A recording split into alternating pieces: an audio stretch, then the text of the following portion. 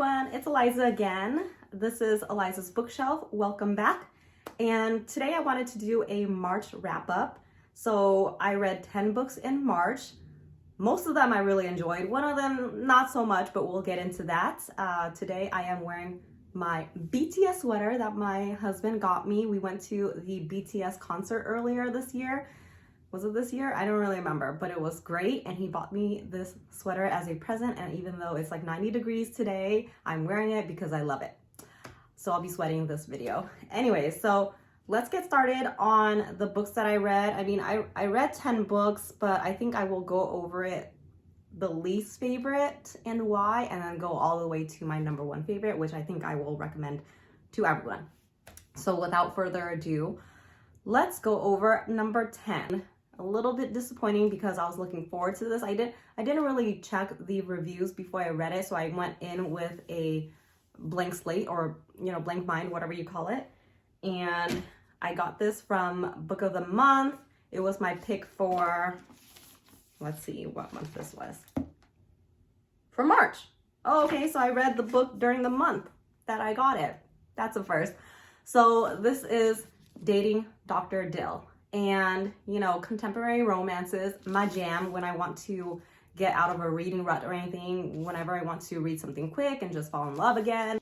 So Dating Dr. Dill, we have Karina, who is a very career-oriented woman. She has focused on getting her career started and getting set up, and not really focused on her love life until now that she's nearing her 30s. Her family's putting on more pressure, especially since her sister is getting married, her younger sister, and her family is saying, your sister's getting married, you should at least be engaged to someone. So she's trying to think more about that, especially since now that her father is retiring, he's planning on selling the family home, which she always imagined herself inheriting or buying from her father. Her father is trying to sell the house as soon as he can since he is retiring, and so she's really upset about that. She's trying to buy the house from him, but she doesn't have enough money. And so her father is letting her know, hey, if you want to get the money or inherit the money from me to buy the house, you have to be at least engaged or married. So that starts off the book. She's trying to go on dates. She meets this guy at a bar, I think, this being the guy. So this is Dr. Dill. His name is Prem as well. He's of the opposite mindset of Karina, where he thinks that love isn't really needed in a relationship. You just have to have that good communication, build up trust, and he doesn't necessarily need love in a relationship. And so these two meet at a bar and they hit it off, and things just go downhill the next day when she finds out who he is and finds out all of his ideals in a relationship and thinks that he was lying to her the other day. So it's kind of a enemies to lovers romance. I couldn't really get on board with this though, because I didn't really like the two main characters and how they treated each other in the beginning. I didn't really like how he reacts to certain things and just calls her names, or I don't know. I just didn't like him. He kind of reminded me of Shake from Love is Blind, if anyone has watched that. But I really couldn't get on board with these two. The banter wasn't really funny, or I don't know. I just found myself trying to rush through the end of this book to see if I really liked it. It's hard for me to DNF or do not finish a book, but if I was a person to do that, I think I would have DNF'd this. So I didn't really like this. I forgot how many stars I gave it. I think I would give it a 1 or 2 at this point, just thinking back at it. So this is number 10 on my March reads. Let's just put it down here and let's just forget about that.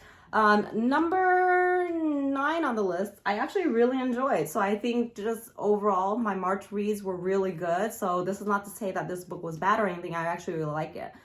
But I think at the end of the day, or thinking back, there wasn't anything super special about it. But I still really enjoyed it, and I'll probably pick up a lot of or more of Aaron Sterling's books. So this is the X Hex.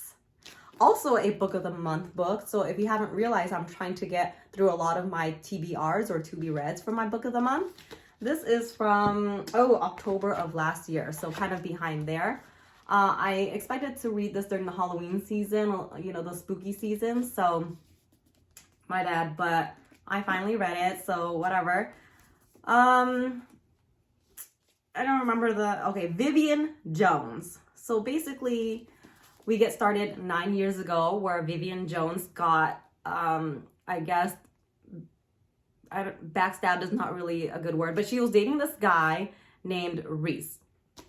Spelled kind of like Reese in A Court of Thorns and Roses, I think. Reese Penhallow. So she was dating this guy and she really liked him, but it turns out he was actually betrothed to someone else back home. And so she was really hurt. She broke it off with him, of course. I forgot to mention, it has to do with witches, you know. So she put a hex on him, or a curse. She really didn't think much of it or that it would go anywhere. I guess it was her first curse or hex, so she didn't think it would be serious, but she and her friends put a curse on him and then didn't think anything about it. Flash forward to present day, it looks like Reese came back to this town for some event. I forgot what, but let's just say I'm not saying much about it because I don't want to give spoilers. So he comes back and then all of a sudden these weird things start happening, which that part was really fun to read about. And they actually finally realized that it was because of the hex that she put on him. And so they're trying to like figure this out and trying to undo it. So it's kind of another enemies to lovers book, which was pretty, it was better than the other enemies to lovers book, but I just didn't really buy into their chemistry or was not really into it. It was just really fun though, reading all of the mishaps that happened with, I know, skulls floating around. There was a ghost. It's not a scary ghost story, but it was really interesting to read or fun to read. Cats, whatever. So if you're in a mood of a really quirky, fun, enemies to lovers Halloween read, I think this was a good book to pick up. I don't remember how many stars I gave it, probably a 3, which is good, average, you know. 3 is good in my book. So that's number 9. Now let's get into number 8. So I actually wasn't going to read this book, but after seeing a lot of good reviews, people saying like, oh my gosh, that cliffhanger, I was really interested to see what exactly happened. So number 8, and I know a lot of people love this book, so it hurts me to say that number 8 is Sarah J. Maas, House of Sky and Breath. I read number 1 when it came out. Number 1 is House of Earth and Blood. I read it when it came out and I liked it, but I don't think I loved it so much. It was just, you know, typical Sarah J. Maas book nowadays is very thick. I remember reading it and I wasn't sure why it was so thick. I don't really know exactly what happened, but I liked it. I just wasn't sure if I was going to read the second book. I did read the second book. And I mean, it kept my attention for a few days. I read it over a span of a week or two, and I thought it was okay, and the end happened, and then I thought it was fantastic. So if you read the book, you know what I'm talking about. I don't know if I should give spoilers. Maybe I will. So the end is crazy, and I'm going to read the third book. How many books it is, I'm going to read it because the end was that good. Sorry, I don't have much else to say, but I had to read a Spark Notes or a summary of the first book, and I'll probably have to do that for the first and the second again when the third book comes, because I'm not going to read it again. These books are just so thick, and I thought it was just okay. So I'm not going to go through that again, but I will definitely continue the series because it's just mind blown. All right, so that was number 8. And then so number 7. Fiona and Jane. I was really drawn to this book. Book of the month. Yes, I'm doing so well in these New Year's goals. I don't know if I said it, but one of my New Year's goals is to get through all of my unread Book of the Month books. Lofty goals, because I have another 32 books or something to read. But anyways, I picked this book, Fiona and Jane, which is from January 2022 book.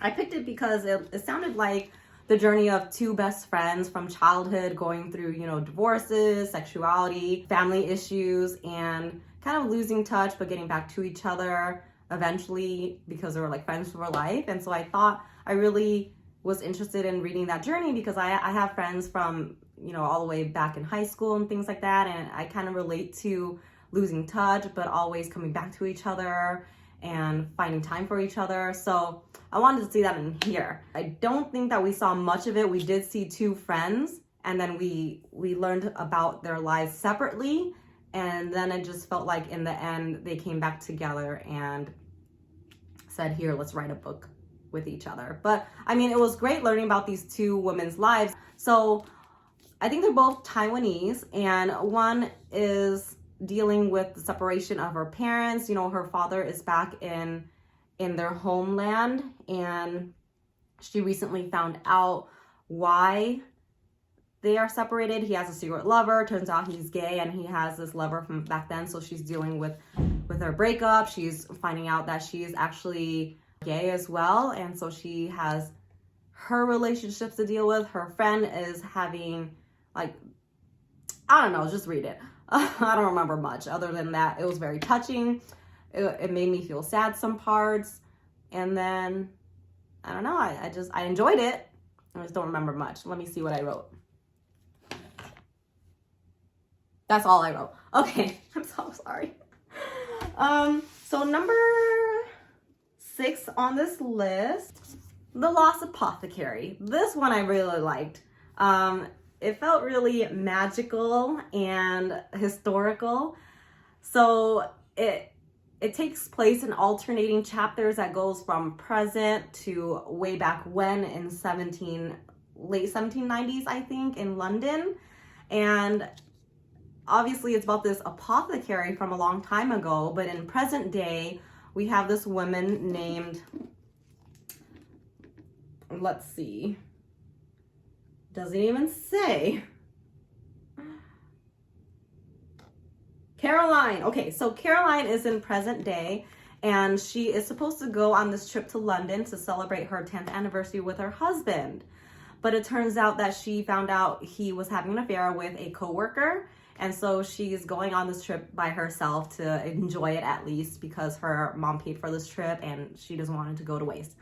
She goes there and goes on a trip to, I don't know what the trip she went on for. It was just some exploratory trip. They just look around and find antiques. I don't know. But she came upon a vial that had a picture of a bear and some words on it. And the whole book, in her point of view, is about her trying to discover where this is from and the history behind it. And then you flash back to the 1790s and you find out the history of the apothecary, where that vial is from. Ooh, vial. Anyway, so back then we have Nella, who runs this apothecary. She inherited it from her mom. She learned about all these herbal stuff and concoctions to help ailments, you know, basically like doctor's potions and stuff like that. And she finds herself falling in love with someone, but that someone kind of backstabbed her. I don't remember what he actually did to her, but definitely hurt her to the point where she used her skills for bad. She starts, you know, helping women who are wronged by men, basically kill them. So you see her shenanigans with another little girl named Eliza, sorry. So it's her adventures with Eliza, her, I guess, apprentice now, and all the people that she has helped kill. And eventually she gets sucked in. People are seeing all these murders and they're trying to catch Nella. So it's all about Nella and flashback back and forth between Nella's story and then Caroline's story from present day. And I really think it just has that theme of don't really lose yourself in a relationship and follow your dreams in Caroline's point of view, because she really stepped back from her dreams about being I don't know what she wanted to be. Something with history. She wanted to follow her dreams, but she really put that on the back burner to marry this guy who eventually ended up cheating on her. So she's trying to find her passion again, exploring this history. So yeah, I think that's a real good theme here. Yeah, I really like this book. So that is number 6 on my list. 5 on this list is Crown of Midnight. And I really like Throne of Glass. And the reason why I put this kind of in the middle is because, let me just pull it out here. Yes. I really like Throne of Glass series, and I'll just keep rereading it every 5 years after I forget everything. But Crown of Midnight, I really loved, even though it's just in the middle of my list here. I don't know why it's in the middle of the list, just because I think the other books are so good, but I really like this book. I think in general, I feel like Throne of Glass and Crown of Midnight is the beginner books to this whole series, and then after you get to the end of this book, it's just boom, the whole world opens, and book 3 is just so crazy. I just cry every other chapter. But I really liked rereading this because there's so many details that I forgot. I was like, man, number 2 is really essential to the series, and I really liked it. This is a pretty popular book on booktube, bookstagram, whatever, so I'm not going to spend a lot of time too much talking about it. But for people who have not read this series yet, if you want a good introduction to YA fantasy, or maybe not even YA fantasy, I don't consider it YA, I just really like this book. But it is daunting. It is 7 books. It just gets bigger and bigger, and 7 is just crazy. But I still recommend this series to anyone who's willing to listen to me. So right now I have my sister reading it. She's on Crown of Midnight. She's kind of stuck on here, but I told her just power through and just finish, because at the end you're going to be so blown away. You're just going to zoom in through the series. I got my cousin-in-law reading it too, and right now he's on book 4, Queen of Shadows. It's a pretty fat book, so I don't blame him. He's still on it. I am on Queen of Shadows right now too, but I kind of took a pause to read other books, but I'll get there. So this is number 5 on my list. 4. So let's go to number 4. 4 is Hookline and Sinker. I really love this book. I read book 1 from the series. The series is called the Bellinger Sisters series by Tessa Bailey. I forgot what the first book is called. Something Summer. But anyways, I really like the first book, so of course I put this on pre-order this year, and it just came out last month. And so I read it. I actually like this better than the first book. So I hope it's kind of like those series like, who is it? Abby Jimenez's book, where the series just gets better and better in time. I'm not sure if there's going to be a 3rd book because there's only 2 sisters, and this is the Bellinger Sister series. But so this is I think friends to lovers books, which I don't know if I already told you guys, probably not. I love friends to lovers book. I just love the closeness, the trust, and then all of a sudden, I think it's because my husband and I started out as friends and then we became lovers, but it's just my favorite. And so we have, what is her name? Hannah. She's a sister. She works in Los Angeles, I think, in movie production with music. She likes the music a lot, and that's kind of how they bonded in the first book. And then we have Fox Thornton, I think his last name is. But she has to go back to Seattle because her movie production is moving up there. And so she doesn't have a place to live because her sister's place is taken up with the in-laws.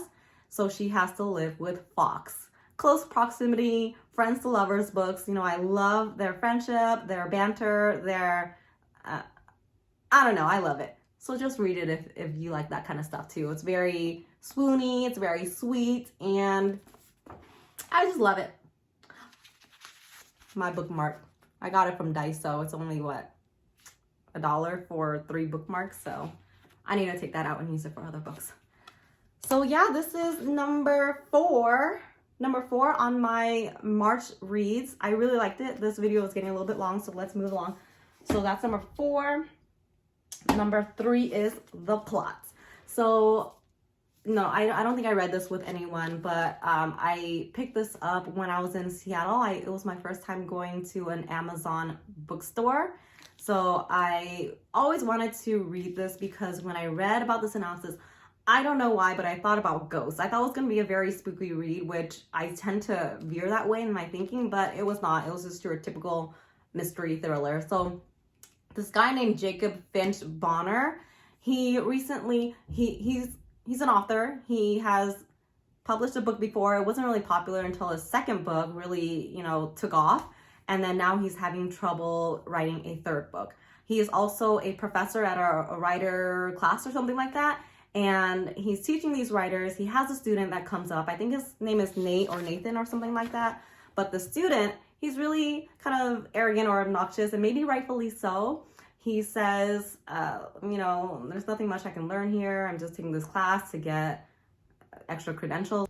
He's saying it doesn't matter how good of a writer you are, you just have to have a good idea. Once you have a great idea, it's foolproof.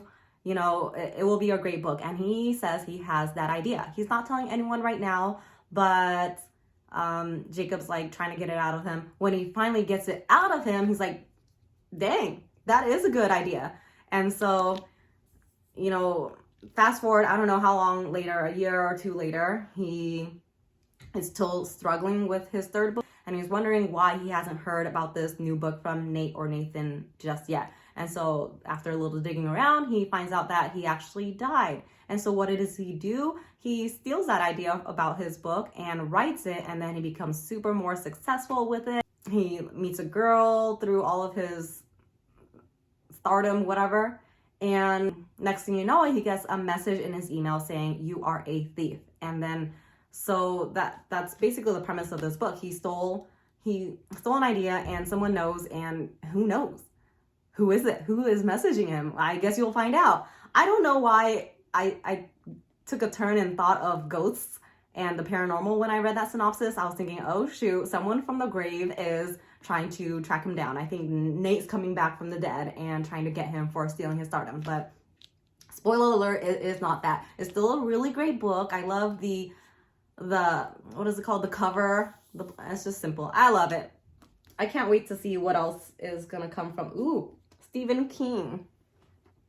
Insanely readable. Yes, it is true. So pick this up. I think I highly recommend it. This is The Plot by Jean Hemp Korolitz. I didn't butcher that at all. So number 2 on my list, and we're getting to the end here, so bear with me. Number 2, my favorite, and I can't believe it's just number 2. I can't believe I didn't put it number 1, but it is Heir of Fire. This is number 3 in the Throne of Glass series. So you'll hear me rave about Throne of Glass a lot, especially since I'm doing a reread this year. But this has always been my favorite of the series because Rowan is introduced basically. But there's so much heart in this book. Kalena, which is really bad. I think her name is pronounced Selena. Ever since I read it the first time in 2018, when I read it in my head, I pronounced her name Kalena. So I guess I'll forever say it that way. But, you know, she deals with a lot of her demons and why she doesn't want to face her responsibilities, I guess. And so she meets Rowan and she really hates them. They hate each other. They're getting on each other's nerves, but they find out it's because they really like each other. Not like each other. They're really alike. That's what I mean. They're like each other. They don't like each other, but you know, you'll find out later on. Yeah, they're just alike, and so I think they see themselves in each other, and that's why they hate each other at first, because they hate themselves at this point, right? Yeah, I mean, this book made me cry a couple times in the past. Rereading it was not any different, and I love books that just tug at my heartstrings and make me feel those emotions. So this is my favorite in the Throne of Glass series. I still am on Queen of Shadows. I think my heart just needs a break, but yeah, this is number 3 and I really like it. I can't wait until my sister gets to this book because this is where it really starts in my opinion. So that's number 2. Finally, number 1. Malibu Rising by Taylor Jenkins Reid. And I have a couple books by her. No, I don't have any here. They're all downstairs. A lot of my romance books are downstairs. So she had a lot of contemporary romance books that I bought. I bought maybe 3 or 4, and I think I read 2 or 3 of them, and I really liked. But she also has a lot of other contemporary books or historical fiction too. I read The 7 Husbands of Evelyn Hugo the other year. I think I read it with my friend. I really liked it. And then I also read Daisy Jones and the Six too a couple years ago. I like that as well. I don't know why it took me so long to read Malibu Rising. So I got this from Book of the Month as one of their add-ons for Book of the Year finalists. So at the end of the year, and I'm not like sponsored by Book of the Month or anything. I know I talk about them a lot. It's just like I get a lot of books from them because they do have a lot of good selections. But I don't know why it took me so long to read this. So I didn't actually pick it from my Book of the Month selections. It was one of those 5 finalists of favorite books of the year. So I added it on as my freebie at the end of the year. Was it last year? Let's see. Yeah, 2021. So that means I got it at the end of the last year for a freebie. And it was basically about these 4 siblings who live in Malibu. The beginning of the book talks about how there's a lot of fires in Malibu every year or every other year, and it devastates a lot of families. And then it goes into this family. I think it starts off telling you that there is going to be a fire, and then it says, but 24 hours before that, this is where we started. And so there's a lot of alternating chapters between present day, the 24 hours before the fire, and then past, talking about the siblings' parents and how they got together. But I really enjoyed reading about the siblings and their relationships with each other and kind of like drama going on there. Reading about their parents and the father's infidelity, how it affected the siblings' relationships with him and with each other maybe. It was a really good read. It got me really invested in this family, and I really liked it. We had Nina, the older sister, who recently got divorced from a famous guy. I think she's a surfer. He is a famous tennis player, but I don't know if he cheated on her and got with another tennis player, so she's dealing with that. And then we have the 2 brothers next who are very close in age. One of them is a half brother, but they're pretty much raised as you know, full brothers. They're all very close, but those 2 brothers have some secrets going on, so you watch them deal with that. And then we have the younger sister who's trying to develop this relationship with her father, I guess. She was pretty young when things happened, and so she doesn't have the same relationship or anger or resentment than the older kids. So I really loved it. I don't know why it took me so long to read it, but it actually turned out to be my #1 favorite of March. So whoever will listen to me, I recommend reading Malibu Rising from Taylor Jenkins Reid, and all of her other books, I guess. I really liked it, but I think this is my favorite so far, so definitely read it. All right, so that is my March wrap up. Sorry it's so long. I hope you guys read some of these books, and if you did, let me know what you think. Bye, guys.